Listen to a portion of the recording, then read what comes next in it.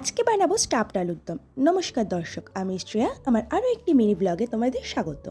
লাগছে আমাদের আলু। তো যদি ছোট সাইজের আলু হয় তো একটা গোটা করেই নেবে, আর যদি একটু বড় সাইজের আলু হয় তো মাঝখান থেকে কেটে নেবে। আমি আলুটা কেটে সেদ্ধ করে নিয়েছিলাম, ওই 40% 50% মতো সেদ্ধ করে নেবে। তারপর মাঝখানে আলুটা ছুরি বা চামচের সাহায্যে আলুগুলোর মাঝখানে গর্ত মতো করে আলুর পুরটা বের করে নেবো, মাঝখানটা ফাঁকা করে নিয়ে তারপর আলুগুলোকে ভেজে নেব।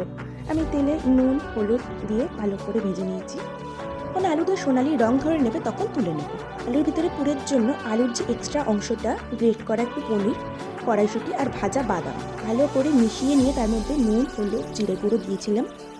রাখা আলুগুলোর মধ্যেই পুরটা ভালো করে দিয়ে রেখে দিয়েছি সাইডে। আর মশলার মধ্যে দিয়েছি আদা, টমেটো, জিরে, কাঁচা লঙ্কা একটা বাটা।